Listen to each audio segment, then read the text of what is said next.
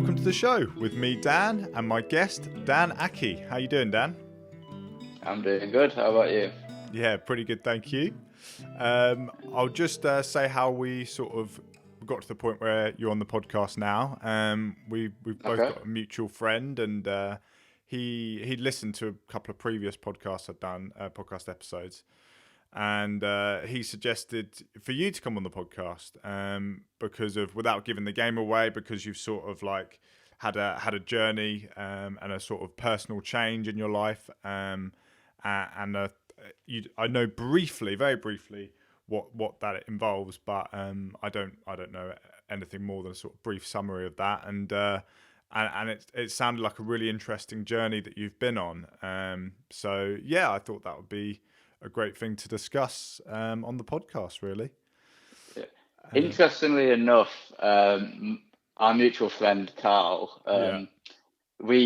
the way we kind of became friends was talking about podcasts. Oh, So really? we sat next to each other and we were both, it seemed we were both fans of Joe Rogan and the likes of like David Goggins and these kind of guests. So it was through listening to them that gave us a kind of in to start talking. And yeah, Nice. that's how it all started. Oh, cool. Well, now you can give it your own go as a guest, I guess. Yeah. There we go. So yeah, hopefully Carl's listening. Cool. Well, yeah, I guess we'll start just as far back as you want in terms of where you feel like the start of this story, or before the sort of change started to happen. So yeah, sort of give a context sort of to the background, your background a bit. Okay, so I grew up in Leeds. I lived here for 21 years. Went through the let's say standard educational system route of high school, then went on to get a degree in economics, which then led me down to London for a job working in banking. Um, and that was just kind of as I say, the traditional route. So I kind of just followed what other people was doing. It seemed that was the way to kind of gain success in life and just keep going down climbing up the ladder, so to speak. Right. So the main Um, reason you chose to study economics was because you felt like that was one of the tickets to success type thing. yeah, that's an interesting one because I was always quite technical. I studied a lot of math, a lot of scientific uh, subjects, maths, physics, chemistry, and I was also had a very keen inter, interest in computing. But the way the A level structure worked was I couldn't do IT as well as the other scientific subjects that I wanted to do. And I Right. guess at the time I decided to prioritize them, and I can't for the life of me figure out why I did that because I really did have such a passion for computing. We may go down this tangent later on in the podcast, but I was let's say semi-professional video game player, Okay. and I was so obsessed with computing and gaming and that kind of thing at that time in my life, but I just didn't decide to pursue it, and I instead economics fit in there. Economics, I hadn't actually studied that at the prior level at GCSE, so it was fresh. But I just took a leap of faith, I guess, and did that, and really enjoyed it more so than my other subjects Nice. because it had more of a um, what's the how, it was a bit more nuanced than the physics where we was just learning equations, all that kind of thing. But in economics, there isn't really an answer, which was quite nice. But it Yeah. still applied the technical mathematical based thinking to the problems, Mm. which I guess was why I decided to pursue that route. Sure. Yeah. I guess sort of what you're saying is like with physics or something like that, it takes a long time before there's any sort of debate with the best way to do things. Or with physics, it seems like there's maybe a lot of knowledge just to learn that's just black and white, and this is the truth. Yeah. Whereas economics, there's a lot of grey areas and there's a lot of debate in sort I guess it feeds into politics and other things as well. Exactly, and what's so interesting about nowadays is that the more and more I've researched into science just from my own kind of fun, the nuance is there, and as you say, like once you get into this high level, the debates of high level physicists, it Mm, almost becomes philosophical. So right. it's like it's that I find that to be quite an interesting contradiction in my decision back then, but Mm. it's led to where I am today. Cool. So you moved to London and you were working in banking. So how Yeah, was that? that was great. It was, I say great. Nostalgia is often got what's the term? Is it? It always looks brighter when you look back at it, right? Yeah, like So rose tinted glasses type thing. that's the saying I was looking for. So yeah, when I moved down there to London, and that was the first time I've been away from Yorkshire, Okay. and the two places are very different. I can So imagine. Yeah. where I've grown up, it's surrounded by fields, greenery, hills. Friendly It's people. just, yeah, that too. People, people smile and actually want to talk to you. Um, but then I moved down to London. Luckily, I was actually living with a friend of mine from Leeds who was already down there studying. Nice. So there was some kind of friendly reminder of Yorkshire while I was down there Yeah, yeah. Nice connection to that the that place. Yeah. that helped me settle in. Yeah. And then just I guess I just kind of moseyed on through the life of that, learn upskilling in the role, and I guess 6 months into working in London, I had quite a profound moment with a friend of mine from the bank, um, where I decided to. He sent me down this kind of spiritual path almost, although it wasn't spiritual. He didn't intend it to be spiritual in any way, at least I don't think. But it sent me down this role of self-development Right. that I'd previously just ignored for most of my life. I wasn't particularly healthy. I drank a lot. I indulged, let's say, Mm. and from this moment meeting this guy, I decided like something clicked in me. He bought me this book called The Success Principles, and the book's cheesy. It's the front covers are bright white with a white middle-aged man just stood there smiling. It's like it's it's the kind of book that if I told myself I would read 2 years earlier than that, I would have laughed at myself and said, "There's no chance you're reading that." But I guess, and the thing is, I didn't read it immediately after he bought it me. Um, it kind of sat there, but something one day I read it and I was just like, wow, this is so right. Like there's so much of my life that I've just been on autopilot and ignored. It was just simple stuff like you can only control your reaction to certain situations. Don't get kind of muddied in the detail, and if something upsets you and you can't change it, change your perception of it. Mm. And So I just started a plan. sorry, very quickly. So what was the sort of timeline? So when did you go to London, and when did you sort of discover this book, or when was this given to you? I moved to London July 2018. Yeah. Almost immediately after graduating. That was 2 weeks after graduation. Yeah. And I started work in August. Mm-hmm. And this meeting, so the only real documentation I have of this meeting was I actually started journaling from that day, the day after. And it seems, I didn't date it, but it seems like it was January. Right. The following year, Um, 2019.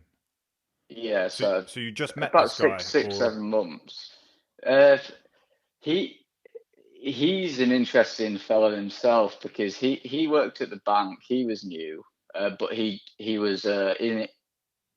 I don't know his exact age, but he was older than me, and he's got a lot more work experience than me. He'd worked at different banks all over the world, actually. right? Um, and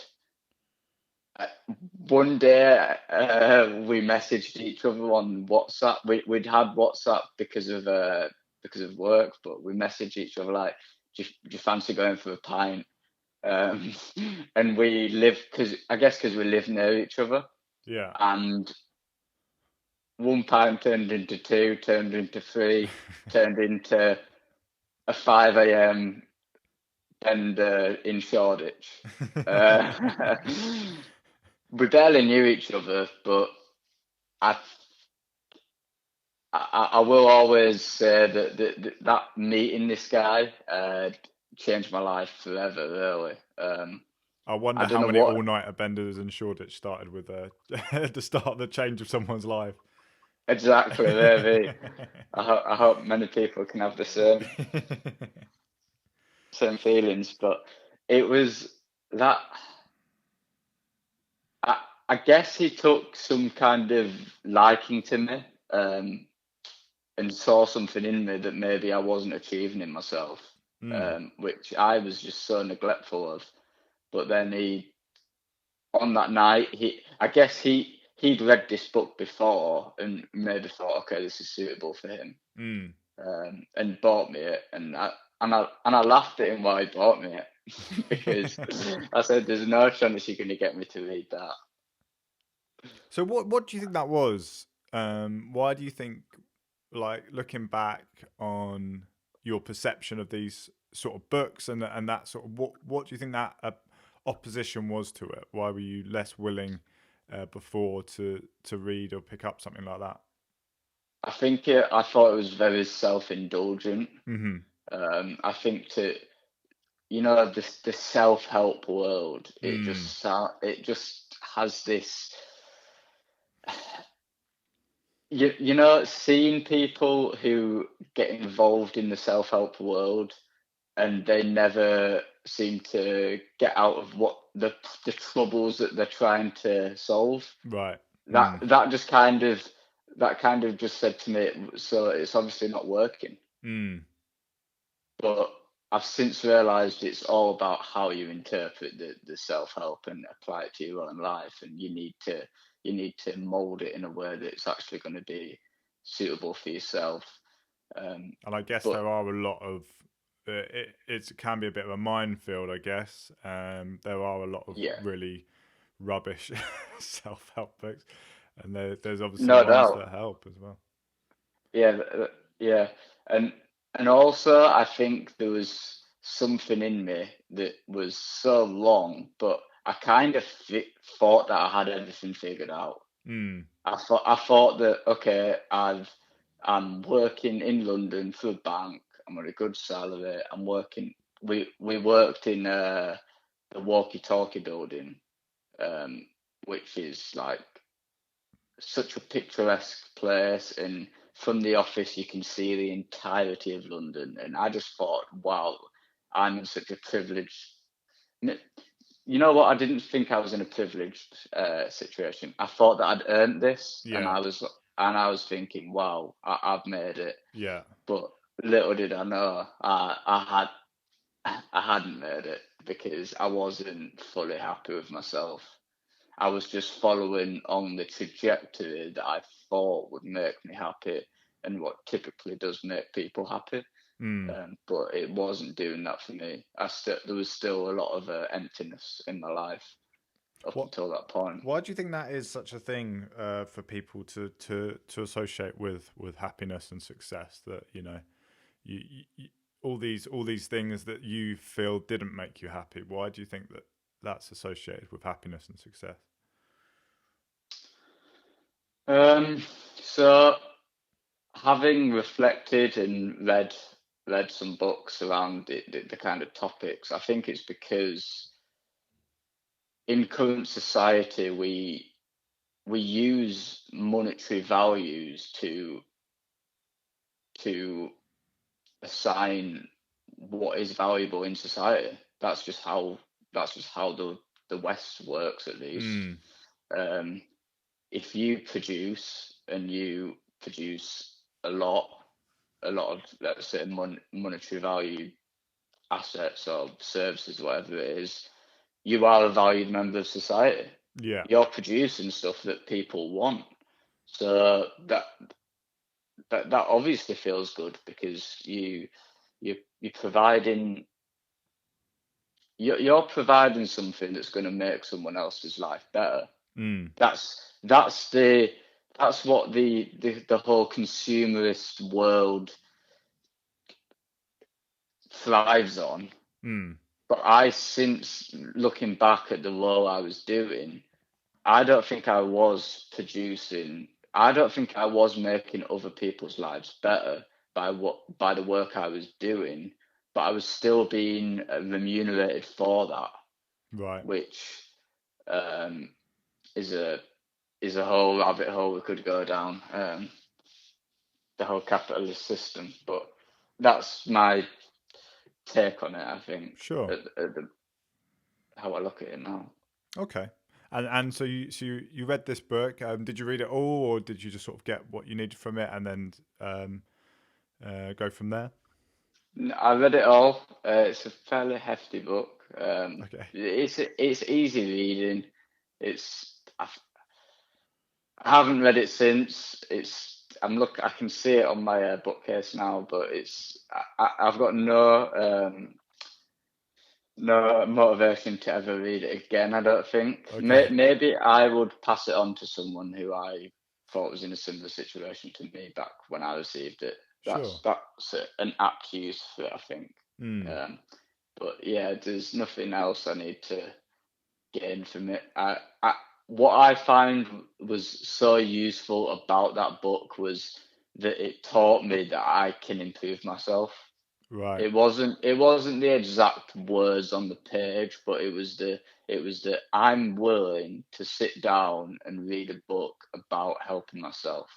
Right. Whereas before I'd never been motivated, or there was no reason for me to do that. But this then propelled me into the world of, okay, I want to improve my life. What other literature is in this area that I can do that with?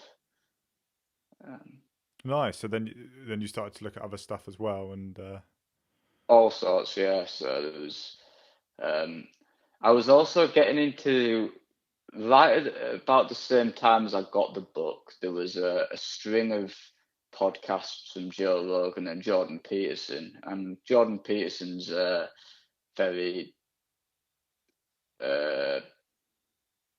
forward thinker in this self-help world, I guess, of the individual, and he talks about how just improve yourself before trying to change others. right. And if you improve yourself, you can express that change in the world, make a positive impact in your own life, and you'll see the positive impact in the world. And I started applying that to my life. Like he's got this book called The 12 Rules for Life, and one of them is, I don't know the exact wording, but it's about this idea of improving yourself 1% each day, Right. and then you'll see the compound interest of that. And that's a very easy thing for someone starting out to do. At least it was for me, just to make these small little incremental changes in my life, and then I I saw my well-being improve dramatically, really. Mm.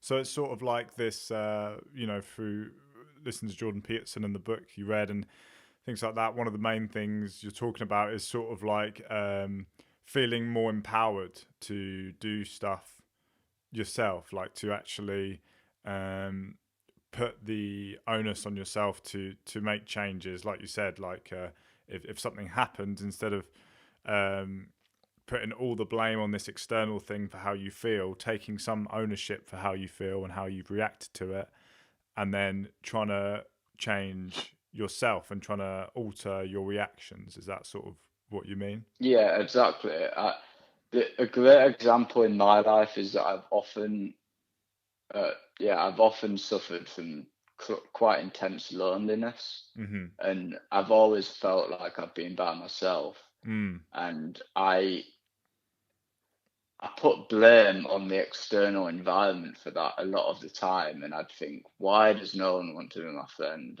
Mm. or just why is there no one there to talk to right now? Mm. But I've since realised that's a completely ridiculous uh, mindset to have, Mm. because I know that wherever I am in the world, uh, I can seek out the people that I need, and there's always someone there. Mm. And like I saw this in London, like I guess moving to a new city, London being the most populous place in the UK, yeah, it's the most isolating. At least it was for the start of my journey down there, Mm. and I felt alone, and no, I had no one, and I then realized, oh wait, no, I can sign up to classes and do stuff and invite someone out from work, for instance. And from that, I made loads of friends and got myself out there, and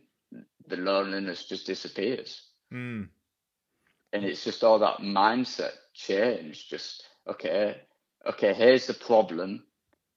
Now I need to figure out how to solve the problem rather than just relish in it and just complain, Mm. because I don't think that does good for anyone, really. Yeah. Yeah.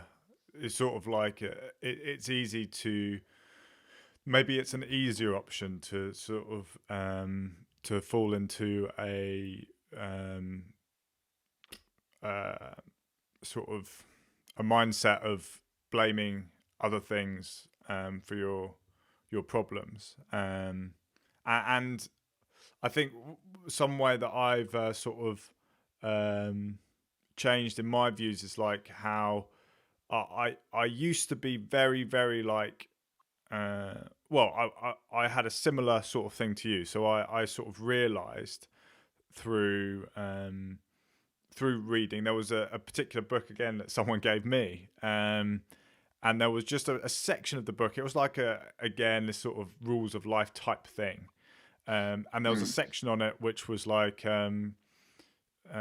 this was back in 2010, and it was a section that was talking about if you have uh,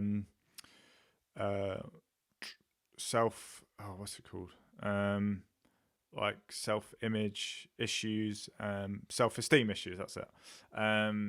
Then you should read this type thing, or how to help your combat your self-esteem issues. And that resonated with me, and I'd never thought about that too much, that I had self-esteem issues. But I saw that, I was like, oh well, maybe I could use that. And I sort of, was quietly reading it, not without anyone wanting to see sort of what I was reading type thing. Mm. Um, and there was a concept in it which was like, imagine every negative thought you have about yourself is just this character called Chip, and Chip is always around, and it will try and put you down. It will try and ruin your day, and all you got to do is just recognize when Chip is there, and just you can laugh at Chip and how ridiculous Chip is, and you can just not listen to Chip, and I thought, oh, okay, well I'll try this out. And there was a gathering like a couple nights later, and yeah, it was like a mini party type thing, and parties were usually where especially if I hadn't been drinking, was where I used to feel like, I'm not funny, I'm not cool, I'm not, whatever it might be, and all these thoughts would typically come in because I would see all these other people that seemingly have, amazing lives and amazing people, and I'm just not. So these thoughts were a good place, I guess, to test that out, and I tested that out, and I had a little bit of success with it. I was like, actually, I feel a lot better, and I feel freer to chat to people without this niggling thought just taking hold of me. So that was the catalyst for me, was just trying that out, and then in a scenario where I would usually might struggle. So yeah, and then I became a lot more just sort of went really far into sort of like self ownership of how you feel and how you think.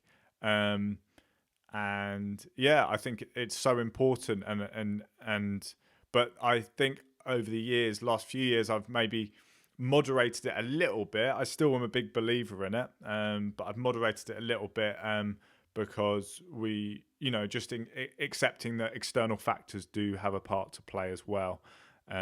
So I think, from my point of view, when I talk about it and the importance of owning up to your responsibility of your feelings and your thoughts and your actions, I'm not saying that that's the only way to solve problems in life. There are things that are beyond our control that can make our life worse. So, but yeah, No doubt. So I've definitely I've gone on a very similar journey with that. And I think also what another aspect of it is what I find difficult is uh, this whole concept of responsibility for our own feelings. I think it's difficult to get that across to someone who places a lot of their feelings and their reactions on you, and it's your fault. And I think that's a really difficult thing to deal with, because um, I think it's important to get across to these people that actually you'll feel better and you'll feel more empowered if you take a bit more responsibility for the feelings you have. I think that's a really difficult social thing that I still feel like I'm navigating in that grey area of how much you place on yourself, how much you place on external factors. I don't know if you've felt similarly. Yeah, no doubt. I think what it comes down to is mindfulness, and what you're describing with the chip character. It sounds like you early on discovered some form of mindfulness where you see the self-deprecating nature of your mind, and then you just notice it, and then that that's quite profound to do so early on. But I think a lot of people won't even have never experienced that, of noticing of your own mind. So when you're talking about kind of people blaming or putting the onus on you when they're feeling upset, it's they don't. People should look inside and see, okay, I'm upset. Do I need to be upset? Is this warranted right now? Because what a lot of people may not realize is that they can control that. You're the judge of your own mind and what the emotions you feel. And sometimes it's completely valid to be angry or completely valid to be upset. If a loved one passes, of course you're going to be upset. But what's the appropriate amount of time to be upset? That's the question you need to ask yourself. And anger's an interesting one. So I'm a big follower of a guy called Sam Harris, who is kind of he's a thinker, a neuroscientist who talks a lot about mindfulness, and these topics, and he often uses the example of people getting angry in road rage.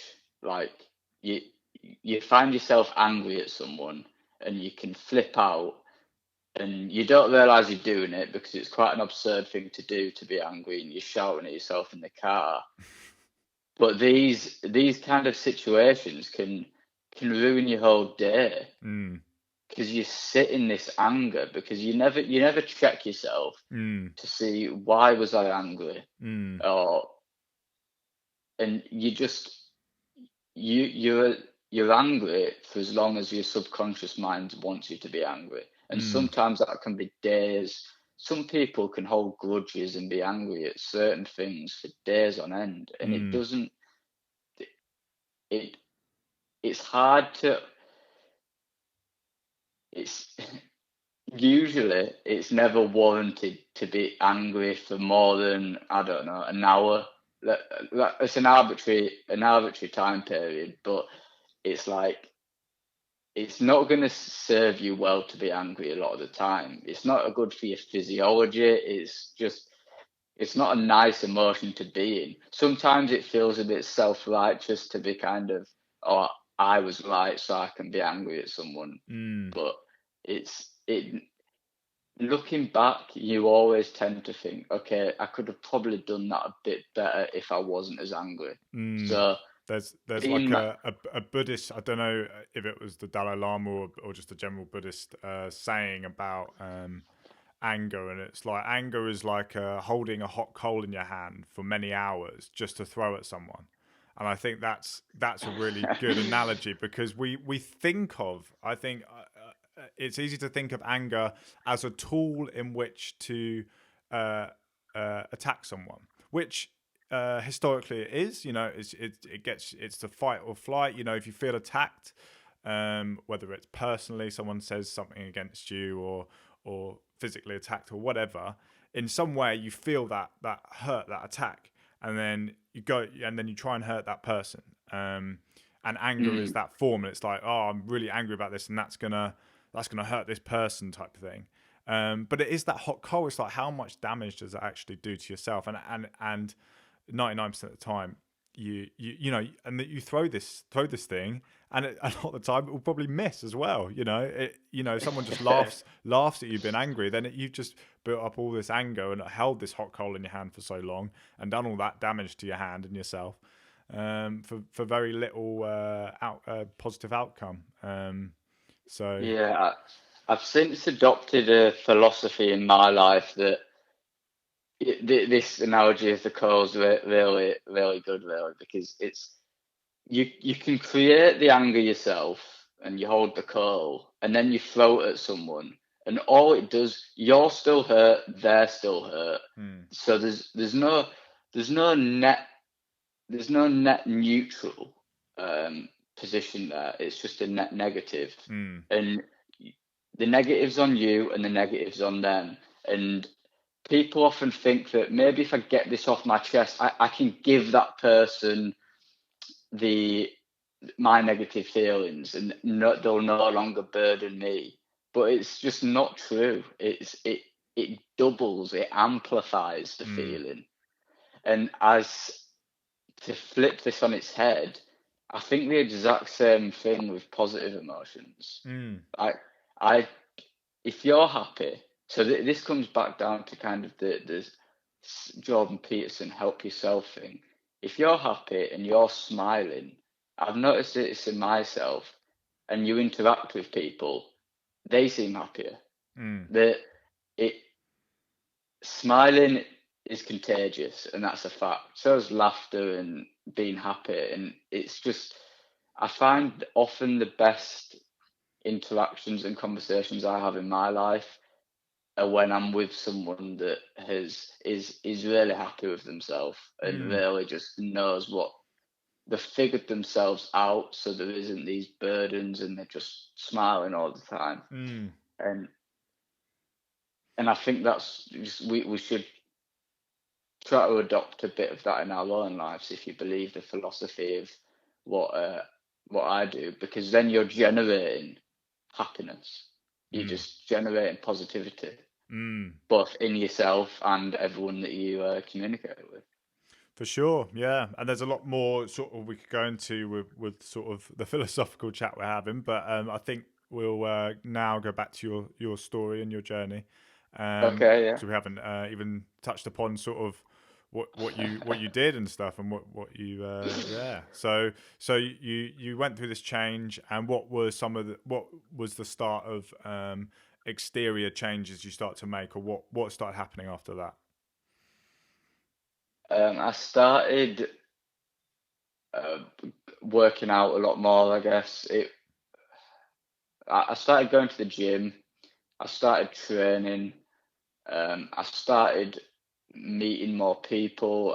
I went to different classes and learned different skills and just tried to develop myself in any way, shape, or form.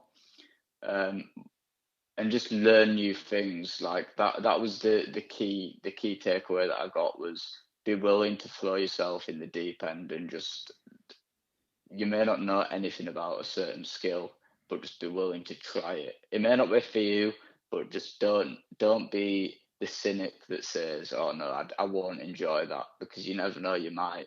Mm, I went to salsa classes and all sorts, public nice. speaking classes, um, but that sent me down this road of just wanting to be better. And one thing that I find is such a useful tool. This will segue quite nicely into my trip. Was that running is an epic tool to monitor that self improvement Right. because you can run say 1,000 meters, we'll say 5K. If you're running the same 5K every day, you can see if you're getting better or worse. Mm. It's as simple as that. It's a lot more subjective in a game of football. Not that I've ever been interested in that, but to, to see if you're improving in footballs both requires yourself to know if you're doing better, but it also kind of you rely on other people to tell you that, oh wow, you're doing really good, you're improving.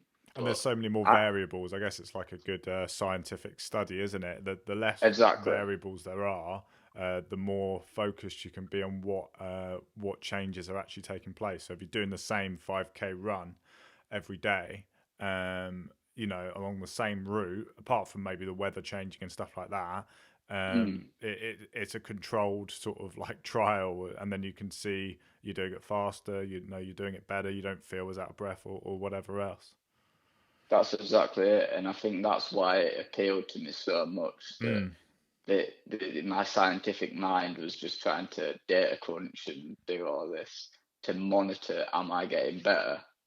And that led me to running just all the time. And I mean all the time. Like I'd run to work, run home from work. If we ever went to any social occasions, like people would go to the pub after work. I actually stopped drinking shortly after I read that book because I realised it wasn't serving me in any way. But Mm. I'd go to these events that people was drinking at, and I'd run home. Like I'd I'd just run all over London, and yeah, I did, and I quickly saw myself improving in this realm quite rapidly. Did there anything And you hated about it? I can imagine there's people listening who would be like, that just sounds like the worst thing in the world to to run that much. Like it just sounds horrendously awful in terms of just enjoyment. Just yeah, it would just yeah. So I mean, did you feel any of that? Were you into running before? Was there sort of that difficulty of like, God, that running is so, because like I guess the normal things said about running, who people who don't like it, is it's boring, it's really difficult, and it's yeah, I guess boring and difficult are two of the main things really. okay, so I'll address both of them points separately. The Actually, I'll talk about my running journey to start with. I've been running up until that point. I'd been running for about 3 years. Oh, okay. Um, I'd on my placement year during university, I signed up to a 10K and just decided I'll run that, I'll train for that. I Mm, need to get fit. I never did really get fit. I just winged it. mm, Um, but that sparked something in me because up until that point, I'd never done any exercise. Well, I say I've never done any exercise. I obviously had, but I didn't go to the gym. I didn't play any sports all mm, through my childhood. I was just a video gamer. Like mm. I would sit in my room. I wasn't like I wasn't obese or anything, but I certainly wasn't fit. It Um, was your thumbs that were getting the most exercise. Exactly, and I will say the mental aspect. It was very Yep. challenging. Yep. Uh, it did require a lot of training what I was doing, but Mm, just yeah, not physical. mm, But then and then throughout university, I ran, but it was mainly a hungover park run. You know, it was I wasn't pushing myself as hard as I could have been. But okay, so now we'll address boredom when running. I think this comes down to people having scattered attentions. There's, I find there's something about running that's so primal, and you can connect to that when you're just out running in nature. It's something that we've been doing for thousands of years as humans. Let's say thousands, millions, um, and I think people think it's boring because what's something alternative that I could be doing, but it's only because we've been introduced to so many novel things right now that we kind of we we see sitting and walking and running as boring activities. I think there's nothing. I'm maybe not selling this very well, but I I do think that just being out running is one of the most fun activities you can do if you're pushing yourself. That is. And as for the hard, I think we're all born to run. We it is difficult at first when you first start because you've you've kind if you neglect your body for so long and you're not active, it is going to be hard. It's as simple as that. Any activity is, whether you lift weights, what, even learning a new job, a new skill, it's hard at first. But once you master it, it becomes a habit. It becomes second nature. Like I get up and go running every single day, but I don't think about it uh, on such a level that I have to drag myself out. If it's raining, I'm still just there lacing my shoes up and I get out there. It's as simple as that. I, I've, it's just a second nature activity for me now. I've got a good question actually from someone who was listening to a previous episode I did with Ashton, and Okay. they listened to it and they had a question about running, and well, I guess it's a broader question anyway.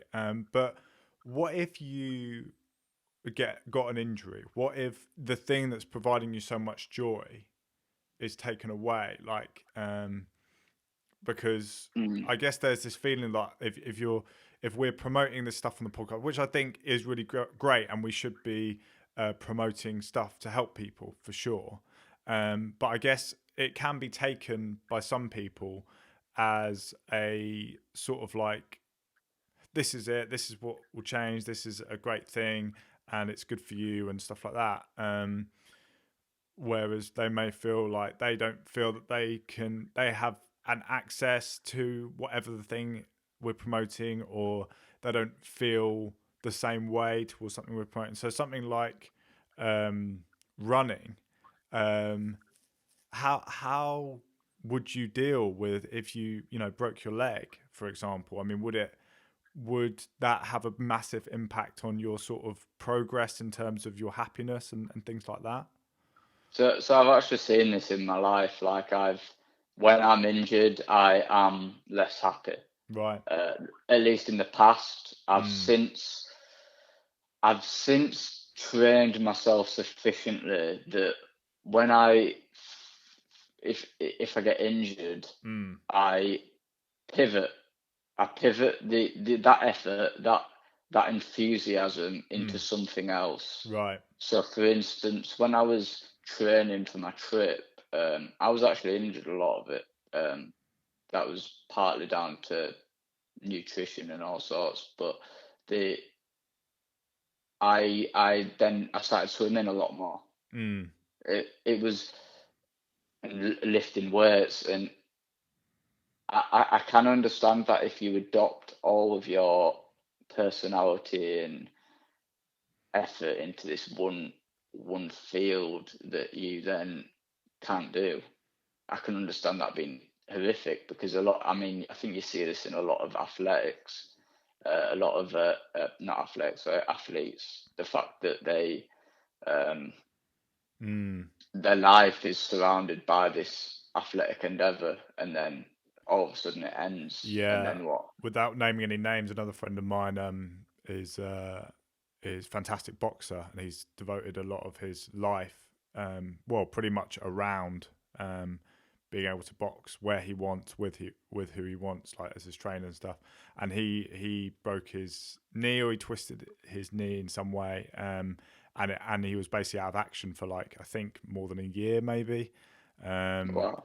and it was the lowest I've ever heard him being. It Mm. really, really, really affected him. Um, so yeah, it's an interesting. I think it's yeah, an interesting thing what you're saying, like sort of pivoting that enthusiasm, which is I think understandably very difficult when you're so focused on one thing, which a lot of people are, and there's a lot to be said for people who focus on one thing because they get a lot further in that one thing, and that shouldn't be that should be encouraged, just as much as being having many different interests. But Certainly, and where do you? I, I mean, this sort of enthusiasm you have for running, like, where do you think the enthusiasm comes from? Because I can imagine, uh, I can imagine people who don't have this enthusiasm to then take that enthusiasm into something else. It's like if they've got running, let's say they're not even someone who's devoted that much, like boxing, they haven't devoted it all into this one basket. It's just one thing they get a lot of pleasure from, and then that stops for whatever reason, and then they're just a bit like, oh well, I don't have the enthusiasm, I don't have the drive to do anything else. Like, where do you think that comes from for you? How do you think you can keep that enthusiasm and that drive to keep going and keep that energy to try something else and try something else, and that. so I'll say it took a lot of training for me to do this. Um, but what it is it's about learning. So I I'm one of the few people that I loved school. I really did. Mm, I loved A levels. I didn't love university as much, and I think that's partly down to I didn't do as much learning. right. And I loved learning at school and just acquiring new skills. And what people should know is that it's the acquiring of the skills and the learning process Mm, which is the interesting part and the mm. fun part. So So it's sort of building up. If you're gonna build up something that's gonna help you long term in many areas, one of the key things is the enthusiasm and trying to build up that enthusiasm for learning, and by seeing the benefits of just a learning mindset and what that mm, can achieve. It's interesting though that you say you don't think you enjoyed university because you were doing less learning. But I would say in some ways people do more learning at university than they do at school. It's just in different areas. Do you know what I mean? Um, so it's learning how to drink. well, but also, a lot of people go to university to be away from home, so they learn how to survive without their parents to fall back Yeah, on. They learn how to manage money because they're given money, just freely by student loans. That they and then there's a staged process generally in uni. You start in halls, and that's a heavy learning environment of how to deal with living with that many new people that are usually disgusting and messy and everything else. And then yeah, going to second year, you usually move into a house and you have to pick your housemates. And third year, so it's like this independence. So it's but I'm not saying that your uh, experience wasn't valid, because everyone has their own. yeah. Uh, I get that. yeah, That's I'm just sort of putting the point across that many people have different areas of learning that they really thrive in, and like you say, you really thrived in school, and that's a great thing. And some people thrive at uni when it was more social or more independent environment. And I think what we can both agree on is that recognizing that learning, and that whatever area that is really an amazing thing to have. Is to have that thirst for learning in different areas of your life. A friend of mine was saying quite a while ago, he thinks that he's not intelligent, and we were talking about this, and I was like, well, what do you mean? Because that is such a broad thing. Like, he's a very sociable person. He's always been, as long as I've known him, to be really outgoing, really funny. He'll go to a family party for like my sister, and he'll just be making like my aunties and my nan laugh. But certain areas of his life, he doesn't feel that intelligent, or he can't engage in certain conversations to a certain extent, or he feels like he can't. And I guess that's sort of something I'd like to put forward to people listening, is this sense of learning is so broad. And you talked about the academic one, but you've also talked about the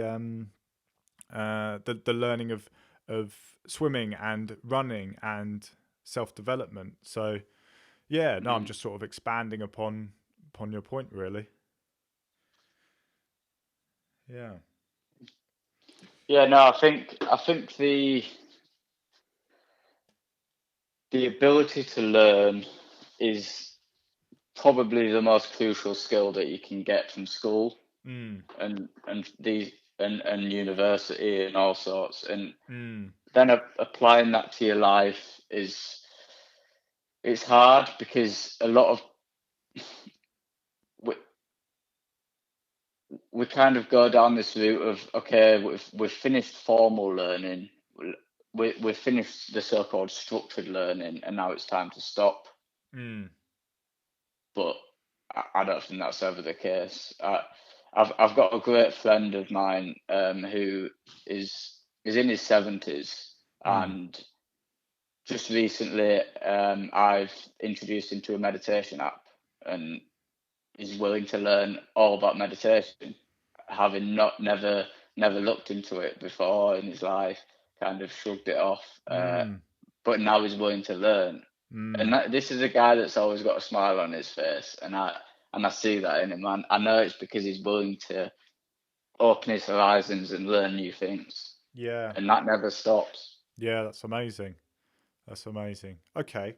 Well, again, I think we've obviously got a lot to talk about, so we're gonna have to do another episode, because we're both, yeah. It seems like we've got very similar passions for things, and when you said the word learning, I went off on a rant because No, couldn't no, stop myself. But it's great. yeah. So okay, let's go back. Let's go to your trip now. So you'd had a change of mind. You just sort of had this self realization of how much control you have over your feelings and your thoughts, and you were doing running, which you'd done prior, but you were getting into it more. So how did that lead to the trip, and what is the trip? This ominous trip. Yeah, it's been mentioned. Okay, so what happened was there was one day I was running through Richmond Park Hmm. in London, which is probably the most picturesque place in London. It's quite out of the way of all of the hustle and bustle.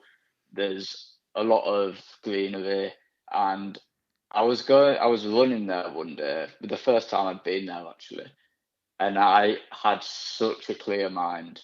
It Mm. was, I can vividly remember I had this feeling of being awake. It's like you might hear it in religions as like just like an awakening, but it was for some reason I was so connected to both running and nature and everything I was involved with just that moment right there. Mm. And I thought I could be doing this anywhere in the world. But it's a bit of an arbitrary thought, a bit silly, but I just thought, you know what? Why do I have to be here to do this? I could be anywhere. I Mm. could be back home in Yorkshire. I could be in a different country. And it just, that thought triggered something. And within 30 minutes, I just it was like, I might just go to different countries and run. And then I remember riding the tube home, going to my accommodation and walking through the door, and my friends were sat there on the sofa in the living room, and I just said, "I'm gonna run around the world," and they were like, and what was great, my recollection of this memory, maybe it's not exactly how it happened, but they just went, "Yes, you go for it."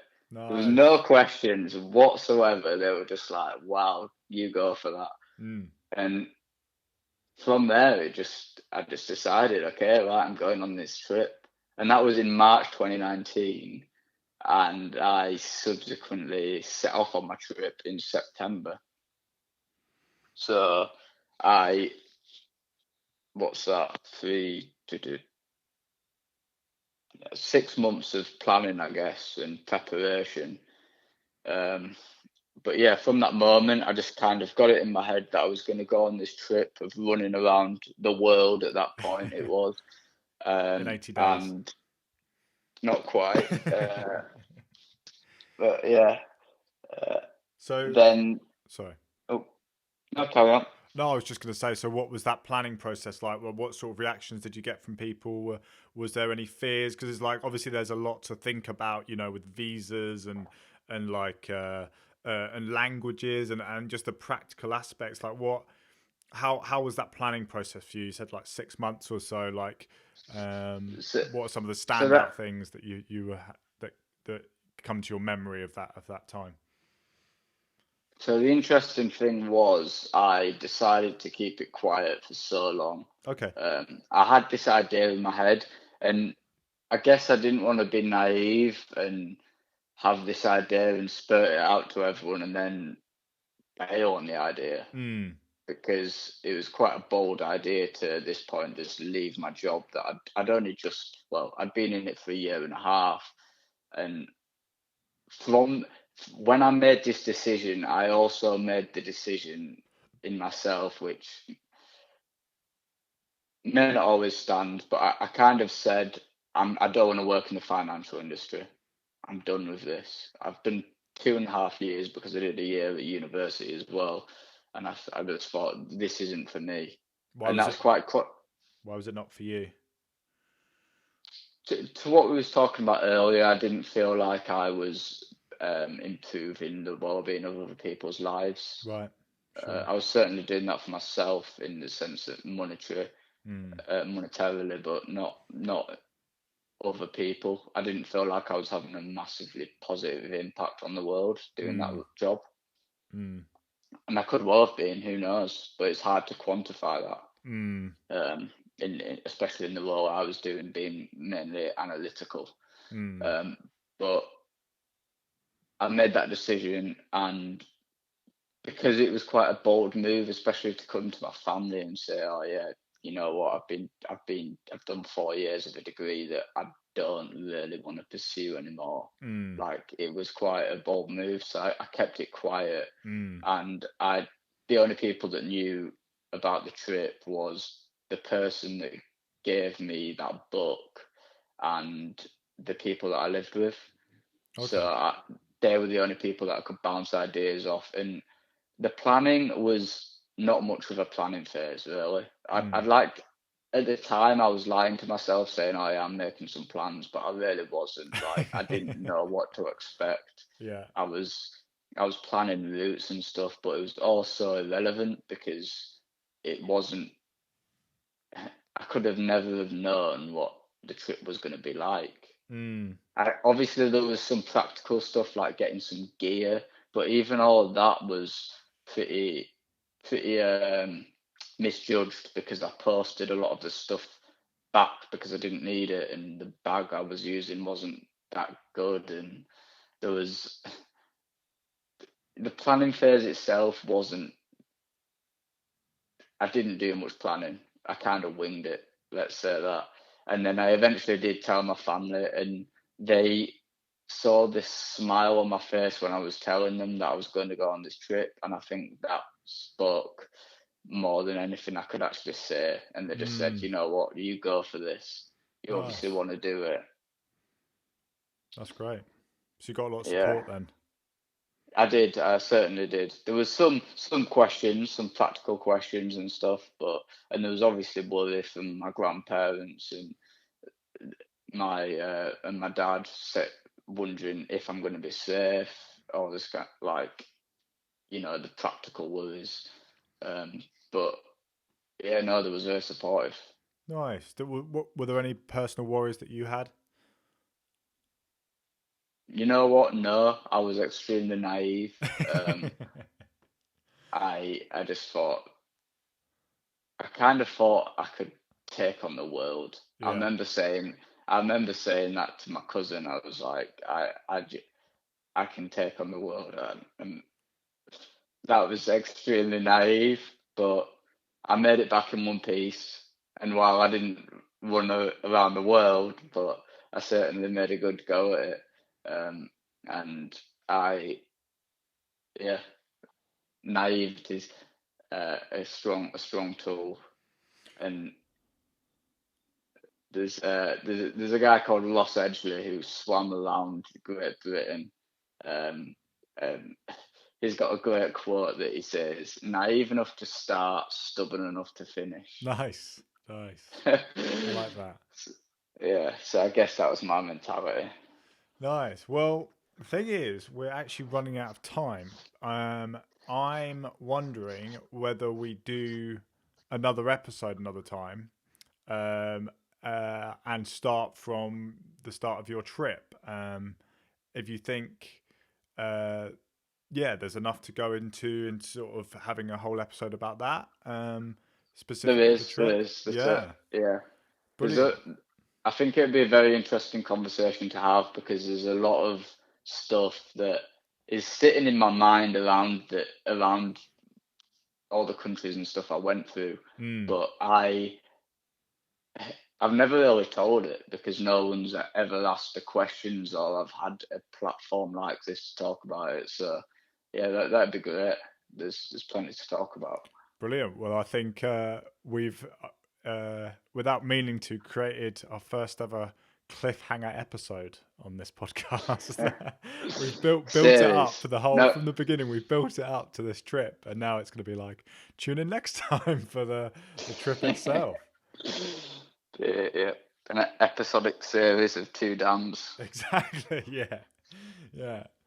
So yeah, I think that's great, and I think hopefully without meaning to, it's sort of kept the listeners on tenterhooks, and hopefully they'll be ready to tune in for our next episode. Hopefully they don't want to listen. They're willing to listen to my ramblings for another hour or so. No, I'm sure it will be extremely interesting, and I'm sure there's a lot of really good stories that I'm really keen to find out about. Cool. All right. Well, we'll sort of bring it to a close here. I will just say to anyone listening, I, I really want to get this podcast and these episodes to a wider audience as possible. Just for the more cynically minded, I'm not earning any money from it. I'm not looking to earn any money from it. At least, you know, in the next year or whatever, if it gets big enough, then that's something to consider much further down the line. But it's never been why I started it. I wanted to do this podcast.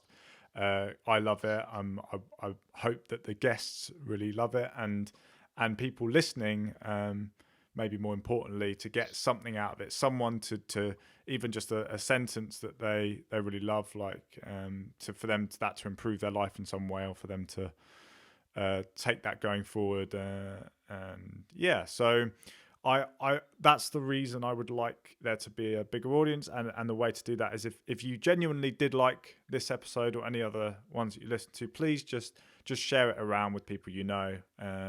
It doesn't have to be a public share. You don't have to post it on Facebook. You don't have to post it on Instagram or wherever. You can just email it or text it, the link to someone, because yeah, I just think it would be really great for this to help and reach as many people as possible. So but finally, I'd just like to say thank you very much, Dan. Cheers. Yeah, it's been a pleasure talking. Yeah, no, it has been, and we'll find out about your trip next time. Great. Cheers, mate.